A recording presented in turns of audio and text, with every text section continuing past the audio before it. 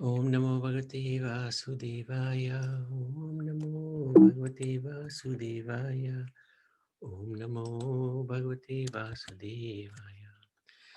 So I wanted to seek the good wishes and the blessings of the assembled devotees so that we can begin look at the third chapter of, the third canto of the Srimad Bhagavad Puran.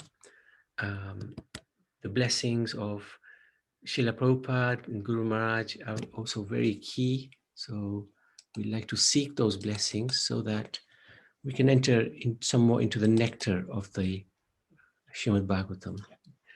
So okay, do you want to read this? We'll do a quick overview of Canto 1 and Canto 2.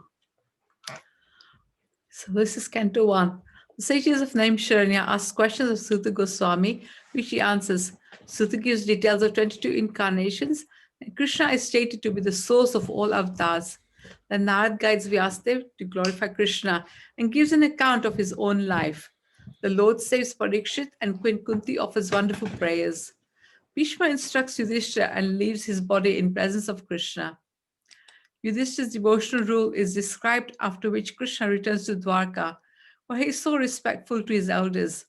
Parikshit's astrological predictions by his qualities makes Yudhishthira happy. Vidur returns to Hastinapur and preaches to Dhritarashtra, who leaves home and achieves perfection. Yudhishthira sees bad omens, and Arjuna returns from Dwarka, dejected and defeated, and informs the king of Krishna's departure for the spiritual world. Yudhishthira also decides to go back to Godhead, as do his brothers and wives. Kali breaks 3 legs of Dharma, the bull, and Earth, the cow, and was sad that Krishna has left the planet. Parikshit threatens Kali, who surrenders and is allowed to stay in certain places, including gold. Parikshit insults Samika Rishi, and his son curses Parikshit to die in 7 days. Parikshit gives up all attachments and heads for the Ganga, where Sukhdev comes to instruct. Okay, and then Canto 2. Sukhdev Goswami congratulates Parikshit and begins to answer his glorious question. The Virat Rup is described 3 times in this canto for various purposes. Detachment is advised in the world of names. How the yogi leaves the body is also explained. By association of a devotee, one can attain Godhead, and mundane talks reduce the lifespan. Parikshit asks about creation, and Sukhdev relates the conversation between Brahma and Narad. Narad wonders why Brahma did austerities. Is there someone more powerful? Brahma explains the supreme position of Narayan, the primary creator, and how the Lord empowered him after he performed tapa. Brahma explains the process of creation. Karandakshay Vishnu breathes out, and billions of universes come out of the pores of his body. Into each universe, he further expands his Garbhodakshay Vishnu, from whose navel sprouts the lotus upon which Brahma is born. Brahma describes in brief the avatars. Parikshit asks 30 questions to Sukhdev, who starts describing Lord Brahma's tapasya, which pleased the Lord, who spoke the Chatur Sloki to him. The Lord asked Brahma to ask for benediction. Brahma asked for the Lord to bless him to create the universe and not become proud. 10 topics of Bhagavatam were stated. Great. So, again, just tracking the conversations. So we left when Suta Goswami and Chonakrishi were talking, and then Sukadev Goswami, again, Suta Goswami explains the conversation between Sukadev Goswami and Parikshit Maharaj, where more questions are asked. And then we will now look at Vidur and Uddhav in the next chapter, the conversation. So Sukadev Goswami refers to the conversation between Vidur and Uddhav. So this is one of the wonderful verses they're all wonderful, but this is one which I picked, 17th verse of the first chapter. Sanigata Kaurava Punya Punya Labdo Gajahayat Kajaya Tirtha Pada Padani Padani Anvakramat Anvatrakam Punya Punya Chikrasharavayam Chikrishayaravyam Adhistito Adhistito Yani Yani Sasa Murti. Sahasamurti. By his piety, Vidur achieved the advantages of the pious Kauravas. After leaving Hastinapur, he took shelter of many places of pilgrimages, which are the Lord's lotus feet. With a desire to gain a high order of pious life, he traveled to holy places where thousands of transcendental forms of the Lord are situated. Okay, so this first chapter is called Questions by Vidur. So initially, Parikshit's inquisitive, glorifying the Pandavas' house as being a holy dham, since Sri Krishna would often come there to visit them without announcing himself. This is one of the glories of the Pandavas. Lord Krishna would come. Yeah, they wouldn't even expect him and he would be there. Sukadeva Goswami explains that Vidur left the prosperous kingdom and entered the forest where he met Maitreya Rishi. Parikshit Maharaj asked Sukadeva Goswami to describe Vidur's discussion with Maitreya Rishi. Sukadeva Goswami began by explaining the circumstances that led Vidur to leave the palace. So the next 9 verses discuss this. Sukadeva Goswami narrated the key intrigues of the blind king Dhritarashtra against the Pandavas' party. So he listed out all the grievances actually against the Pandavas. The burning of the Pandavas' holiday home, House of Luck, the insults to Draupadi, they were not just insulted, but they tried to disrobe her, the cheating in the gambling match, up to the time when Vidur, who was giving very valuable advice to the king to return the share rightfully to the Pandavas, to return their share back to them. So Vidur is being insulted by Duryodhana and subsequently quits his brother's palace. So Duryodhana spoke all sorts of nonsense against Vidur, insulted him personally, and wanted him thrown out of the kingdom for his advice to the king. Because Duryodhana was very envious and he could not tolerate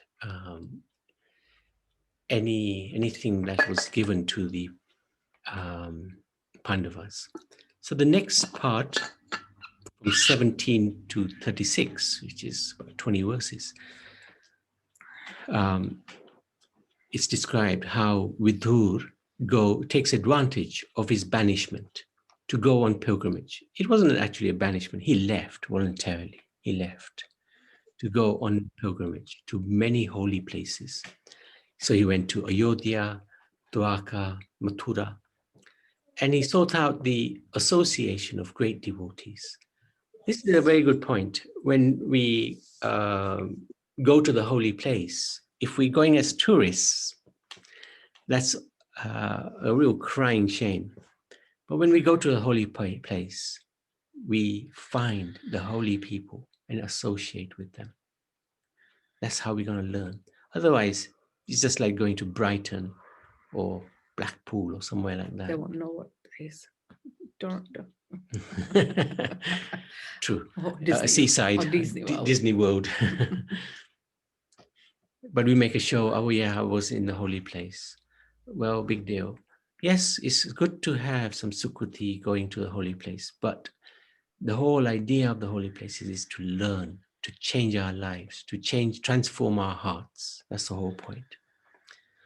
While traveling, he learns of the destruction of the Kuru dynasty, and he eventually reaches the banks of the Yamuna, where he happens to meet Uddhav, the great devotee of Lord Krishna, whom he embraces with great affection.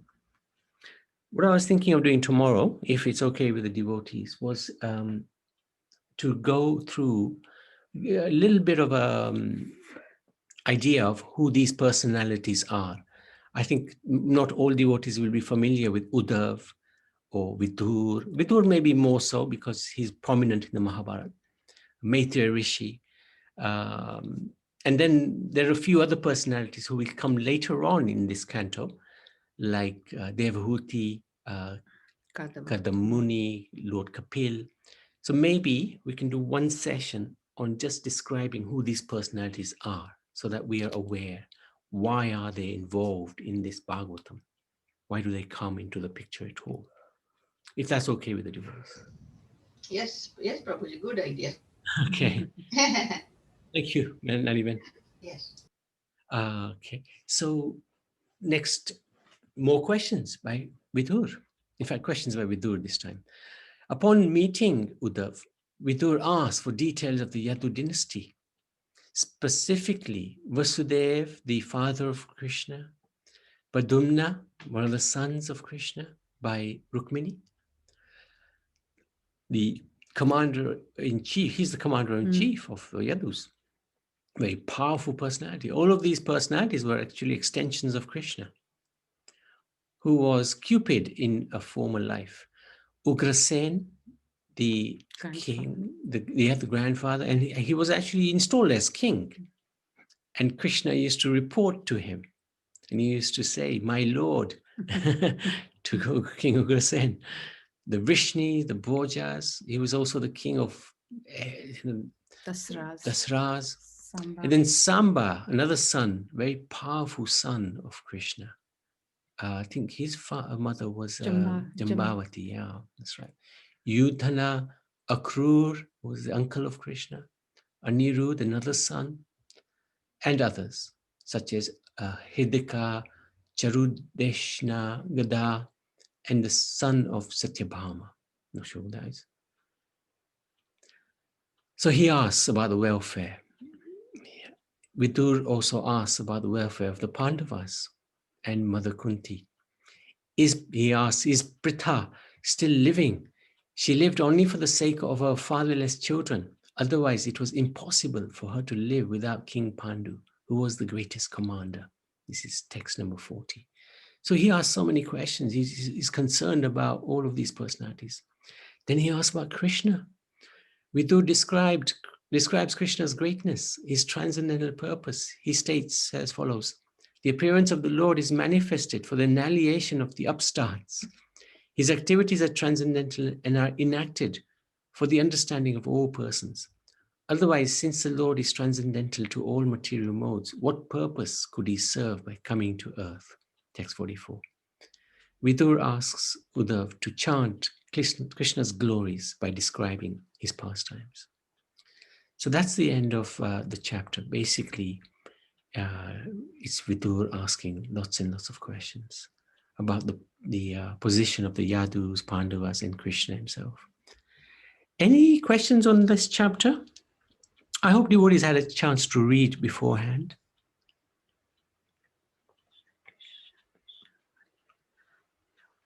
Okay. So, oops, forgot to write down what particular verse this is. I'm sure Chitra and Karuna will work it out. So, Etadyatura chitanam matraspasha chaya muhu bhava sindhu plavo drishto haricharyanu varnanam. It is personally experienced by me that those who are always full of cares and anxieties due to desiring contact of the senses with the objects can cross the ocean of nescience on a most suitable boat. The constant chanting of the transcendental activities of the personality of God. So this one, actually, this is in the second canto. So I obviously forgot to pick a verse from this chapter. Apologies. Remembrance of Lord Krishna is the chapter's name, and Uddhav is in ecstasy, and he's actually very sad as well. Hearing Vidur's request, Uddhav goes into deep ecstasy, remembering his lifelong worshipped deity, Sri Krishna. Having served his Lord from his very childhood, Uddhav shed tears in deep separation.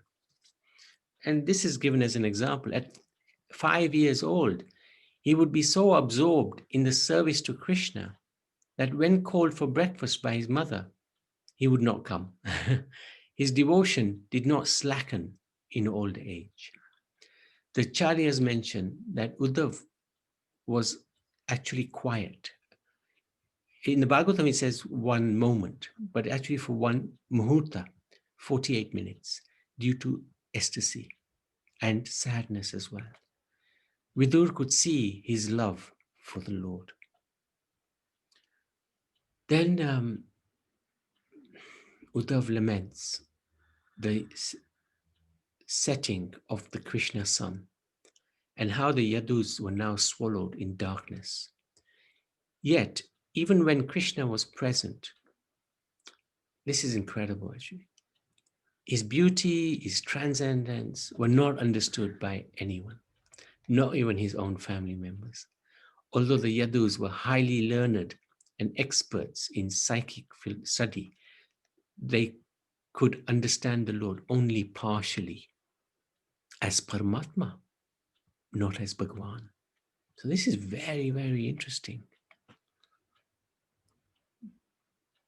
Very interesting. Even his own family members were not completely aware of Krishna's glory. And in Dwarka, they perhaps should have been.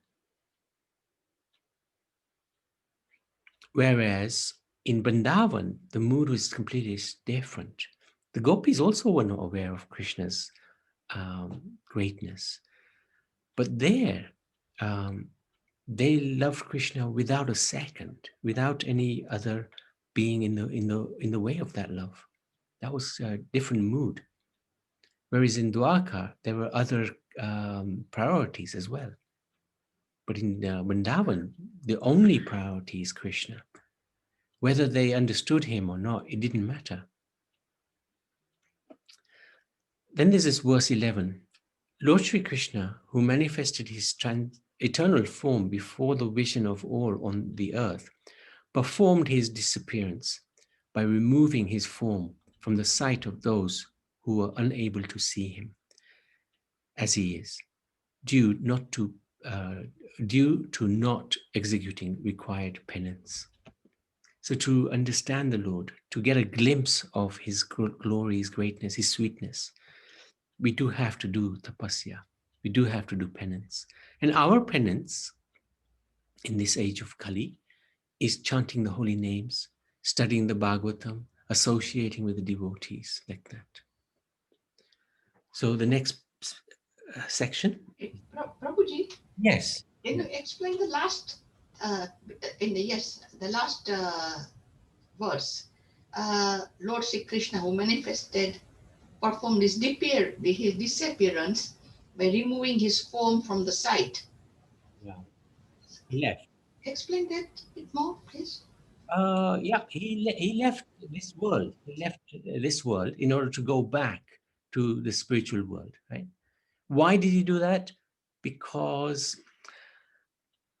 he wanted to end actually the Yadu rule, because the Yadus were very powerful. Remember, he had 10 children with each wife. So that's 16,000 wives, that's 1.6 million children. And each child had himself, his own children. So it was a very huge dynasty.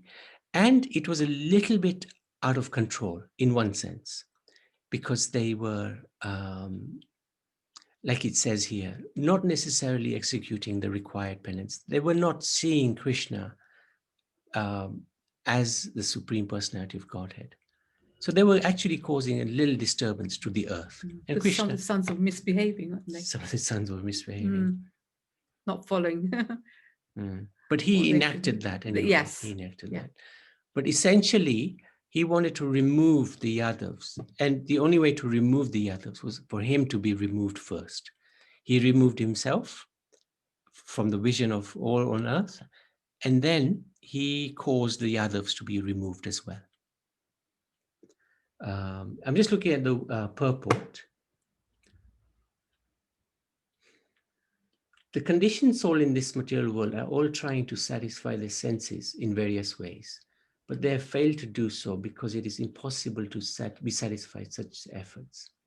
The example is of fish on land is very appropriate. If fish from water is taken, put it on the land, it cannot be happy. So in the same way, the spirit soul can only be happy in association with the Supreme Lord. But then there has to be the understanding of the Lord as well. Just being with the Lord in itself is not enough. There has to be some understanding or some love that is like the gopis' love, incomparable. There's no second, there's no one else apart from Krishna who they love. When the Lord was present, persons who were able to satisfy their material hankerings by seeing him in true perspective were able to go back with him to his kingdom. But those who were unable to see the Lord as he remained attached to material hankerings were not able to go back to Godhead.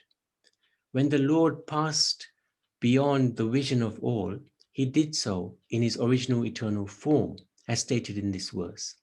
The Lord left in his own body.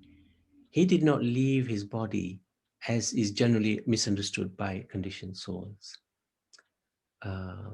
This statement defeats the false propaganda of the faithless non-devotee that the Lord passed away like an ordinary conditioned soul. So basically, Krishna is explaining that, the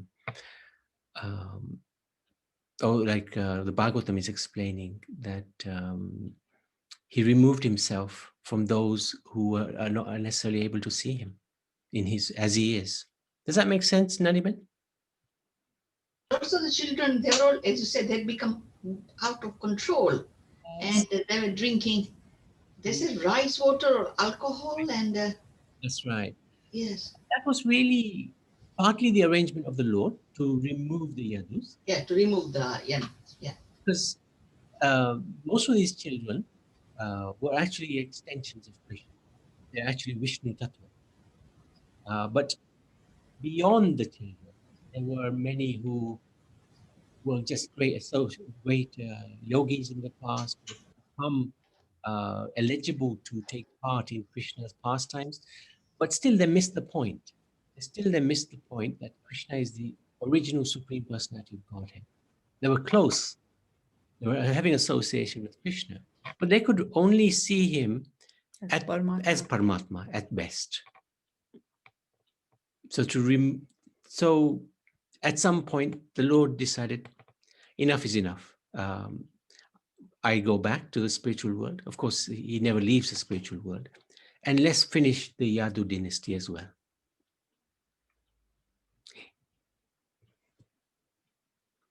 So, Pitambar, I never saw chanting as penance.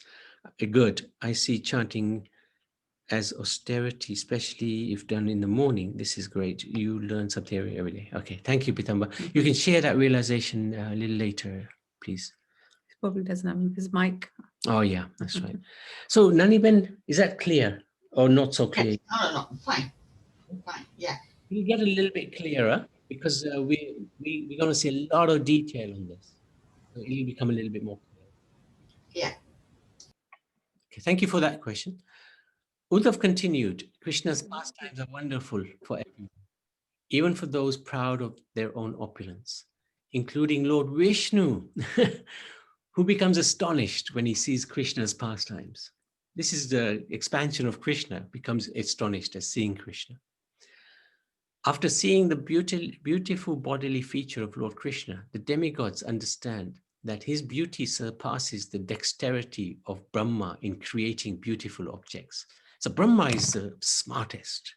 He can create the most beautiful things. And we can be very fortunate. I remember when we went to Chardham, we saw some of the most incredible scenery in the world. Never seen such incredible scenery.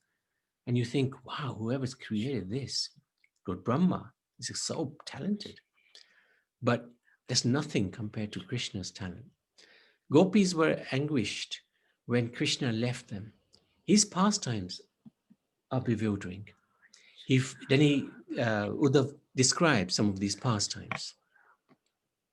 He says, he fled to Vrindavan out of fear of Kamsa. How can you understand this? He ran away from Mathura. In fact, his father carried him to Gokul. He begged forgiveness from his parents, Vasudeva and Devaki, that he could not serve them. How humble he is. He humbly went before King Ugraseb to submit himself. Shishupal hated him, but yet he achieved yogic success. How can you understand that? He accepted Putana, who came to poison him, as his mother. He gave liberation to all those who fought against him on the battlefield of Kurukshetra. So, Prabhuji, that was one of the questions. When he gave liberation to all those, it includes Kauravas as well, isn't it? Yeah, everybody. So, including Duryodhan, everybody got liberation. Including Duryodhan.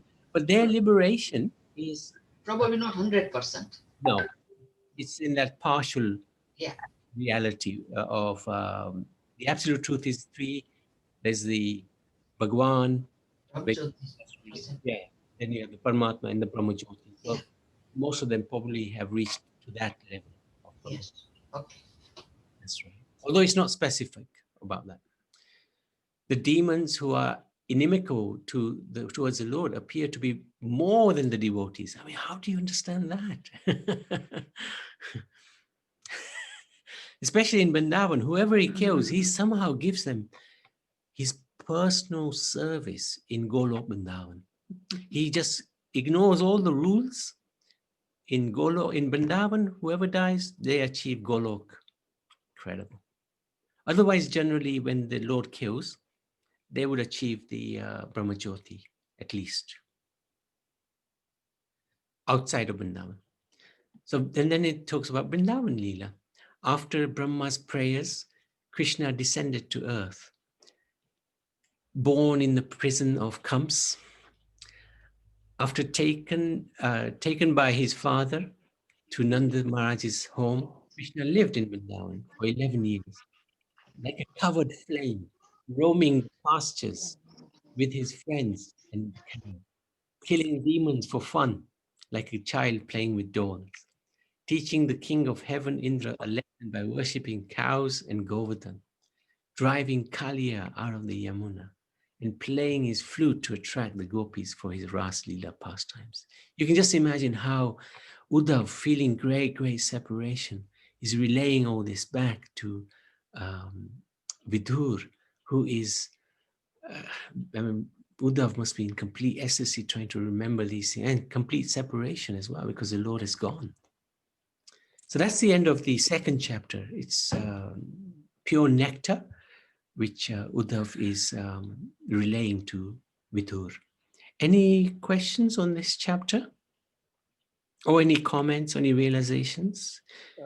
Prabhu, listen me, Shaha. Hare Krishna! Hare Krishna, Hare Krishna. Prabhu, after Sri Krishna gone, so after that, his body, what happened? His body did go to the Vaikuntha, or Arjun came, or something find out? What happened? There's no difference between Krishna and his body. It's not Now, material. what happened? Is a real things what happened? We don't know. No, we do know. His body is completely spiritual. Our body is completely material. So what happened to him, he just he flew back to Vaikuntha. No, Vrindavan. So there's nothing left of his body, because the body is really spiritual. Okay. Yeah. Okay. So, yeah, just left. As does Radha, as does all of the Vishnu Tattva. They don't have a body they leave behind, because they Okay. the body. Good question, Mr. Saha. Very good question. That is a common misunderstanding. Krishna left his body. No. His body is spiritual. He can't leave his body. Does that make sense, Mr. Saha? Yeah, they're right. Fine. Thank you, Prabhu. No, thank you for asking. Thank you. Okay, so actually I got the right verse here. Okay. Bhagavan Vishwatma Loka Veda Pathanuga Kamam Sisheva Tvaratvatyam Ashakta Sankyam Astitata. Simultaneously, personality of Godhead enjoyed life in the city of Dwarka, strictly in conformity with the Vedic customs of society. He was situated in detachment and knowledge as enunciated by the Sankhya system of philosophy. So the Lord is very nicely explained. We'll see it in the chapter actually. So this chapter is entitled The Lord's Pastimes Outside of Vrindavan.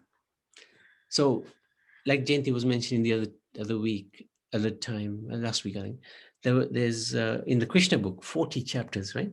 40 chapters out of the 90 are On Vrindavan. Vrindavan. Yeah, Krishna's Leela in Vrindavan. So it shows you how important his Leela is in Vrindavan, up to the age of 11.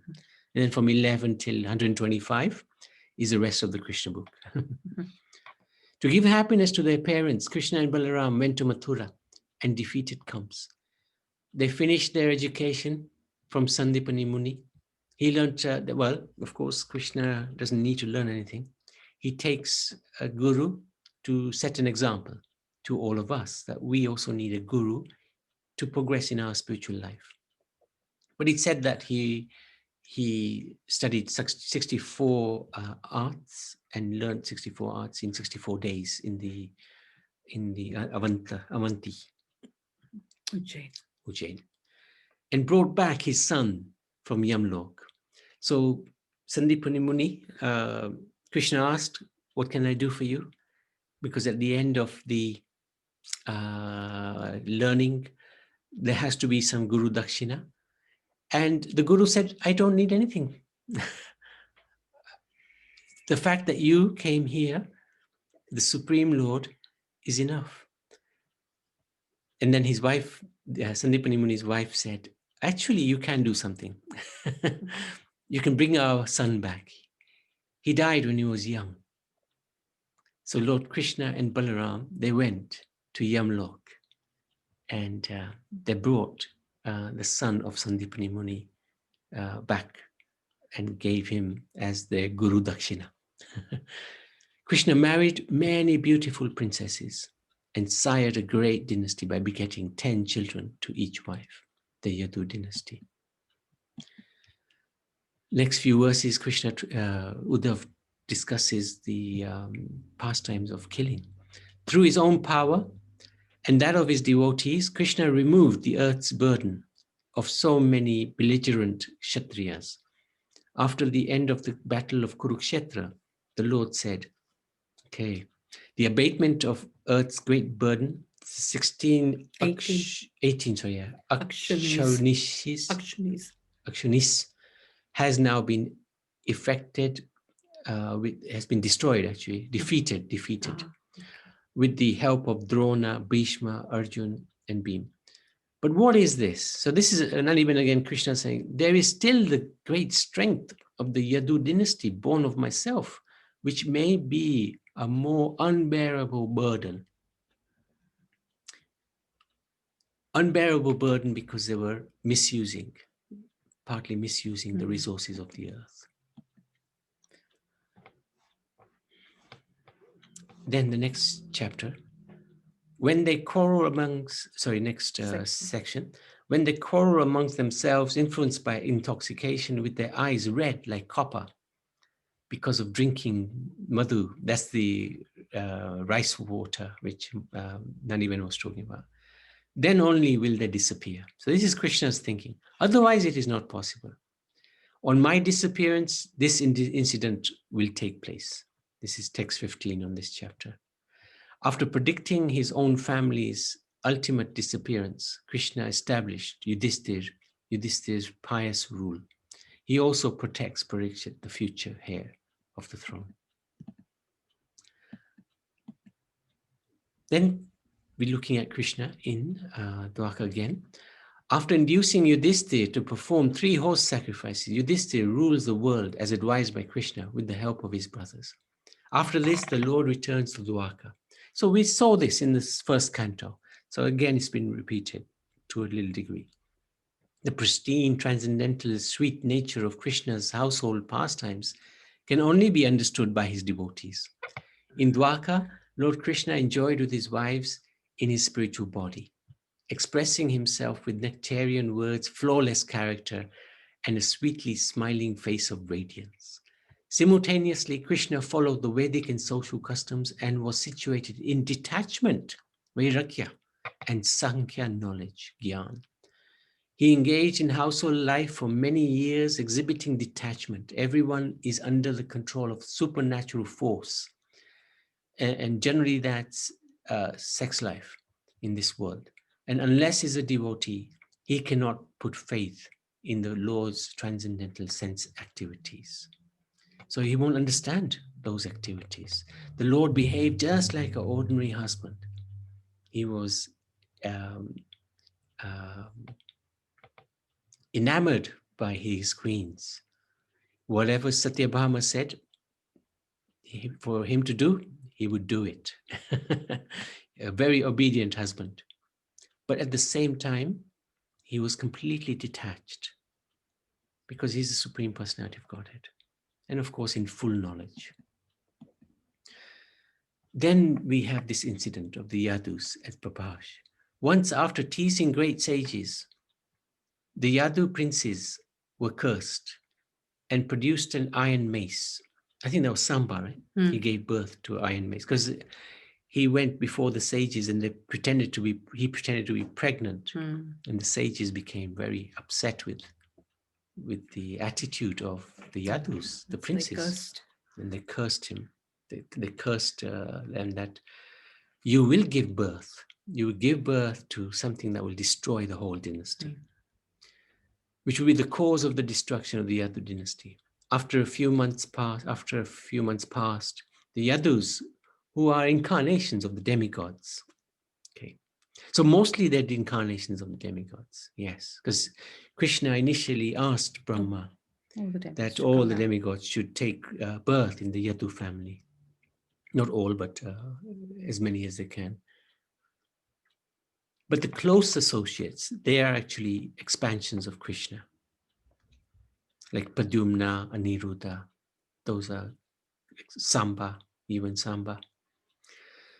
So they went to Prabhash Kshetra, where they gave cows to the Brahmins in royal charity. The Brahmanas were not only given well-fed cows in charity, but also gold coins, bedding, clothing, animal skins, seats, blankets, horses, elephants, girls, oops, and sufficient land for maintenance. So that's the end of the third chapter. I hope there are no questions. Let me just check that point, actually. Interesting. Are there any comments or any questions, actually? Yeah, it says goes. Okay, fair enough.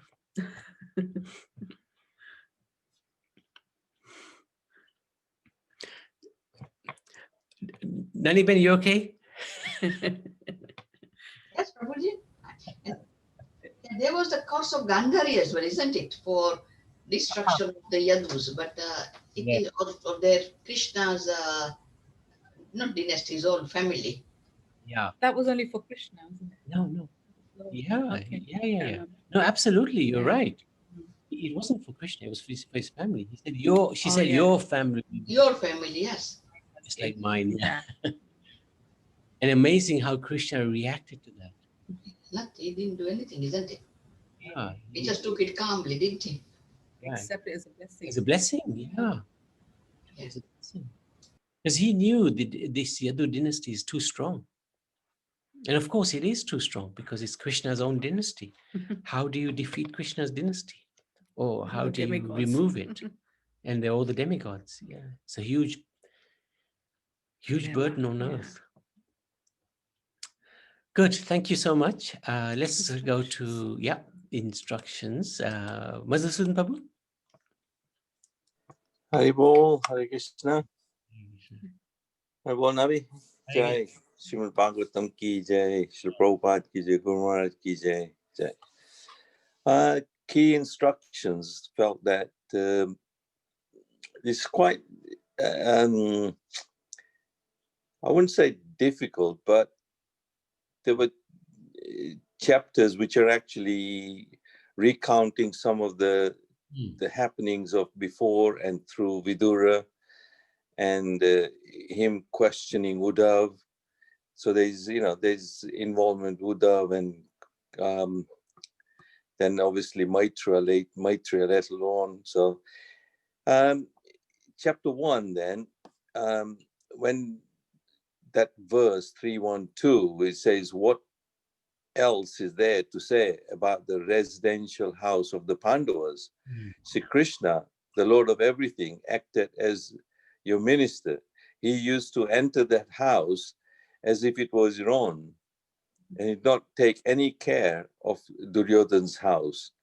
So he didn't really care about Duryodhana's house. He would, he felt more at home with Pandava's house, and he acted like a minister as well. So we should also endeavor to make our own house a home that welcomes the Supreme Lord and his devotees. So like the Pandavas, we should have our home in such a way that the Lord would like to come and visit. And obviously, if his devotees feel at home, then obviously the Lord would feel at home as well. So that's why, when we used to have Maharaj staying at our own house, I mean, you're most welcome, and he would feel at home because he's coming to a house which is conducive to his way of living as well, in the sense that, you're not going to see, or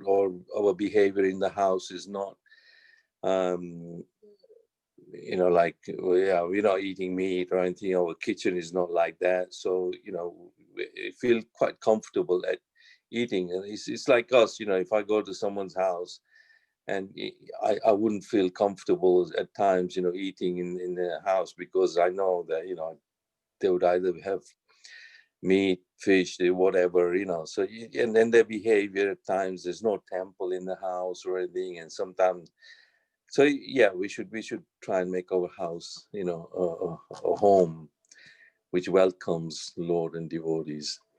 At the same time, we should not become blind to the principles of Sanatana Dharma, like Dhritarashtra was. In that chapter, it explains that Dhritarashtra was very blind to the principles. He should have really acted on Duryodhana, but he was so enamored by his personality, and he was obviously Draupadi's derobing. He didn't do anything. He didn't say anything. So he was totally blinded by the principles, so he didn't actually act on them at all. So we should be aware of principles. And chapter 2, like Uddhav, we should get so absorbed in the service of Krishna that we can remember and recall the different pastimes of Krishna. Unlike as per 329, when the Yadus were all experienced devotees, they were learned and expert in psychic study. Obviously, Yadu, as we were talking just now, the Yadus some of them were demigods actually, and some were Krishna's expansions, and they had a very, very big dynasty. Krishna had to wind that up at some point because he was going to leave and Kali Yuga was going to enter. And, he respects the time, circumstances of the material nature. And when Krishna comes here, he respects Brahma's creation as per creation. And Dwarka's mood is different anyway. It's not like Vrindavan. So the residents of Dwarka would see Krishna and those living entities who want to see Krishna as God in the form of great opulence. God is very opulent, and God is like a king, and he's all powerful. He has palaces and this and that. So some people like to see God in that way, but Krishna's opulence is that anyway. So that's what they see. They don't see Krishna. They don't have a personal relationship. Like citizens of a kingdom would respect the king. You know, you don't have a personal relationship like you would have with Krishna, friends like coward boys and playing around in the field, and that's a different relationship. It's all to do with how we relate and how they relate. Over and above this, they were always with the Lord in all kinds of relaxation, and still they were only able to know him as one supreme who dwells everywhere. So it's like those, you know, want to see, oh, God is everywhere, you know. God is not really a person. He doesn't have personality, but God is everywhere. Those who want to see that way, then that's what Krishna allows them to see. Yeah, you see me like that. That's what you see. So it's just how Krishna reciprocates. Chapter 3, 3:31:3, where it says, that verse where it says Duryodhana was bereft of his fortune and duration of life because of the intricacies of ill advice given by Karna, Dusashan, and Subala, and obviously Sakuni. When he lay on the ground with his followers, his thighs all broken up. Although he was all powerful, the Lord was not so happy to see the scene. So Krishna is not happy seeing that kind of scene where Duryodhana has been, you know, in that condition. He'd been ill-advised throughout his time, and his passions and his greed and all that has been fanned like a fire, as if you fire, you know, you fan a fire and it goes even worse like that.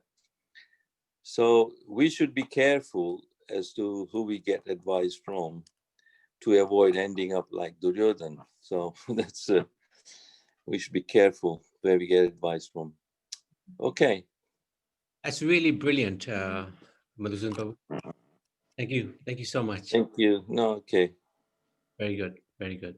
Especially the first point, make our house welcoming for the Lord and his devotees. Yeah, very, very nice. Yeah, I could go a little bit further and say we should make our heart. Krishna is in our heart. So sometimes, you know, our heart is so stone-hearted when Krishna doesn't want to appear there. But we should be humble. We want to serve him. And, you know, our heart, you know, should be a temple as well. Yeah. Okay. Thank Nice. you. Yeah. Thank you so much. Very good. Anybody, any comments, any realizations, any questions, any Hare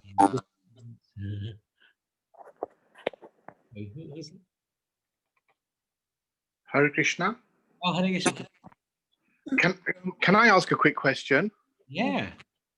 Brilliant. Hey, I didn't realize that chanting was an austerity. Sorry, a penance. A penance. Yeah, do you know something? No, I just... let him finish. Let him finish. She's going to give you a bit of a shock. Go, keep going. What are you saying? I always used to think that because if you wake up in the morning, right, and you do your rounds, you know, that was the austerity part, you know. And I always used to wonder, well, when have I ever done penance? When have I ever done penance? You know, and I kind of half felt sorry for myself. I thought, well, you haven't done any penance. You've done a little bit of charity, and then so when I heard that line that chanting is a penance and reading the Bhagavatam is a penance, I was like really smiling. I went, oh, brilliant! I'm so over the moon. That's my comment. That is our penance. That's how we are going to attract the mercy of the Supreme Lord, isn't it? Because we are sacrificing our material enjoyment, so-called material enjoyment, and we want to actually offer that to the Supreme Lord through our chanting and our reading and our associating with devotees. That's the whole idea, isn't it?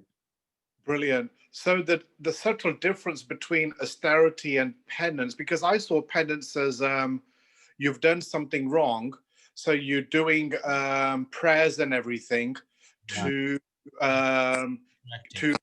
yes, and austerity of the speech, of the body and the mind and the intellect when you study Bhagavatam and you wake up in the morning. That's where I saw the subtle difference. But this is interesting. This is very interesting. Thank you for bringing that to my attention. Okay. I was listening to a lecture this morning about chanting. And basically, what I learned from that is you need to do 3.5 crores, you need to chant 3.5 crores of the holy name in your life in order to get a place out of this material world. And that equates to chanting 16 rounds for 56 years. Whoa! Oh, brilliant! This is excellent. I better update my Excel file. You can shorten that. You do 64 rounds every day, then that's a quarter of it. That's 14 years then. So it's 56 years, 16 rounds chanting. Yeah. Whoa. Guarantee you one thing, Pitamba, you're not going to be here for 56 years, okay? So we need to chant more. So No, exactly. We need to just intensify our chanting. oh, crikey, I'm sweating a little bit. When I heard that, I wow, you know, I got a long way to go. So if you do achieve that, does that mean you're in the spiritual world? I think it depends on the intensity of the chanting, actually. Got it. But it's a good indicator because you won't be able to do it unless there's some spiritual, qualities in you. Yeah, and you know, doing that for 56 years, that means you do have some taste for it then. Yeah, that's true. Brilliant. Oh, that's great. Luckily, you're chanting in the Purushottam month as well. So Exactly. So we can reduce everything by 1,000, isn't it? yeah. Reduced. So divide that by 1,000, and then there'll be a day. We wish Purushottam month was always here then. Yeah. So the thing is, my view is a little different, in the sense that if we say the chanting as a penance, and you're right, Pitamba, penance is something voluntarily we take up, so that it's prayashchit for a sinful act, and austerity is something that we voluntarily take up for self-discipline. So there's a subtle difference there. You're right. But if we're taking the chanting and the reading as a tapasya, I think we're not giving the right message to the Lord. I think if we have a mood of, I love this chanting, it's a great honor, great privilege. I love this reading, it's a great honor, it's a great privilege. Then it's not no longer an austerity. It's actually connection with the Supreme Lord. So yeah, something else as well. Satchidanand Maharaj actually was mentioning in this lecture as well that when you take Diksha, you vow to do 16 rounds. Okay, so basically you're doing those 16 rounds because you made that vow. So your actual chanting actually starts after the 16th round. So it actually starts with the 17th round. So the 16 rounds are part of your obligation. vow. Yeah, obligation, exactly. and then Krishna will know that you are really really desiring to chant after the 16 rounds. Okay. I'm sorry. Yes, that's good. I'm sweating even more now.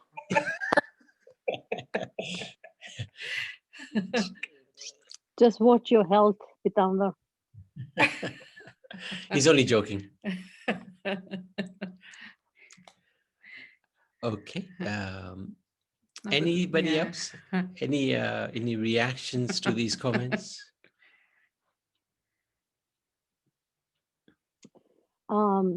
If we endeavor to chant more and more, and if the anxiety is there, then you are not chanting with full-fledged focus on Krishna. So I think it has to be balanced out to say chanting with devotion, chanting with focus, and chant quality rounds rather than rushing. Yeah, if you're absolutely right. If you're thinking 16 rounds is such a burden, I've got to get it done. That actually, we're definitely not sending the right message to Krishna. We're just saying to Krishna, you are so boring. This is such a heavy commitment. I'm going to do it because I promised my spiritual mind. I don't really like to do it. And as soon as I'm done, I'm done. I'm not going to chant anymore today. I've finished. Thank you.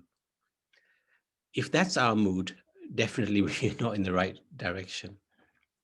But I think the point is, once we've done our 16 rounds, it's not that we want to get them out of the way. I must admit, in the morning, I chant my 16 rounds before I do anything. And it's wonderful feeling, done my rounds. And then guess what? Everything else is extra, which is really, really nice. So I think we can get into that mood.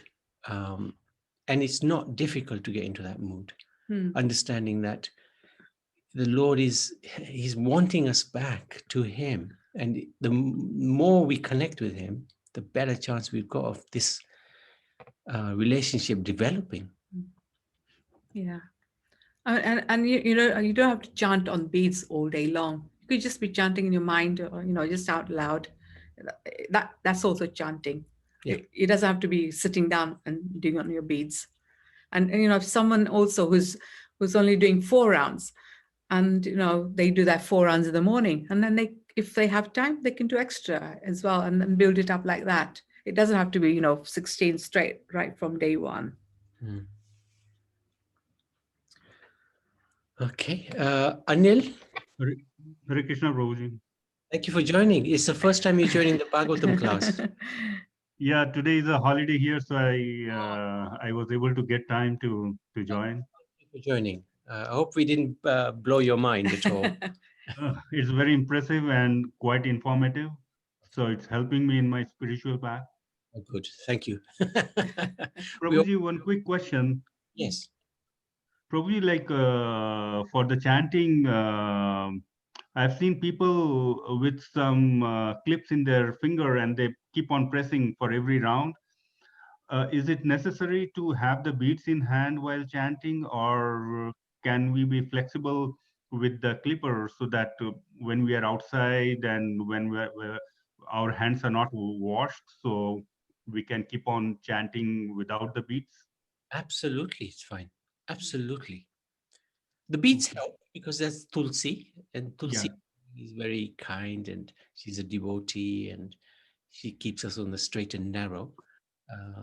But as you said, there can be situations where it's difficult to chant on beads, and you still want to keep account. It's always good to keep account of how much we're doing. And the purpose of keeping the count is that we want to keep on improving. Not that we're keeping account to tell Krishna, hey, you know, I chanted how many rounds today, but we want to actually keep on improving ourselves. So if situations, circumstances are that you need the clicker, that's absolutely fine. I remember I was going through tough time chanting a few years back, and I took to the clicker myself just to get the rounds in proper order, because I was just all over the place, and it helped me. I don't use it anymore, but if I had to, I definitely would. I mean, I use the clicker sometimes. Like last week, I had to go to the dentist. So sitting in the dentist chair, and I still wanted to chant, so I didn't have my bead back. I just had the clicker. So it just helps in those sort of situations. So Nabi, I mean, chanting, yeah, you know, beads, clicker or a counter or something that helps you to focus your mind. Yesterday, I went out for a walk. I didn't have my clicker, I didn't have my beads or anything, but I just wanted to walk. So I still wanted to chant. I'm chanting anyway. Yeah. So then I've got my hands, you know. Yeah. I got 12 things here times 9 make 108. So I know that I'm going to do every bit here, Hare Krishna, Krishna Krishna, Ram Ram Ram Ram Hare. So then I do, but then sometimes I lose count here. I say, oh, was it seven, or was it 8, or was it 9? You know. Then I had to play a bit of a mind game to say, I say, okay, every time I do 12, that's 1. So there's 1 red card I saw. Another 12, another card. So I saw 9 cards, and that was somehow you go to play, you know, you just play. But at the end of the day, you just want to chant and connect with Krishna. If you lose count while you're chanting, actually, that's a really good sign, because your absorption is in Krishna. You know, if we just focus on our numbers, it's a numbers game. And yeah, it's not, you know, to me, I mean, that's how I ended up going for a long walk in the evening. And I just probably did about 3-4 rounds, but then I lost count, and then I just kept chanting all the way home anyway. So doesn't matter. That's good. Anil, is that okay? Yes, Prabhuji. Thank you very much for the advice. Thank you. Anything else? If I mean, this Saturday, I was just thinking, what should we do this Saturday? 10 offenses. And we could do that 10 offenses to the holy name, which, I mean, we don't want to do the offenses. We just want to understand what they are, so we don't do them. Would that be helpful, Anil? Yes, Prabhuji. Yeah, that will be very helpful. Okay. At least like people like me who are newcomers will be more aware what to do and what not to do. Okay. Yeah, we'll try for that. Mm. Okay. On Saturday, we'll do that. Mm. Thank you for joining today. Huh? Really good. Really good. It's my pleasure, Prabhuji. Hare Krishna. Okay. And I love your backdrop, huh? Your Bhagavad Gita. Yeah. Krishna and Bhishma. Yeah. That's a phenomenal pastime. Amazing pastime. Okay, so we can go to the Nashinga Kavach. Let's stop the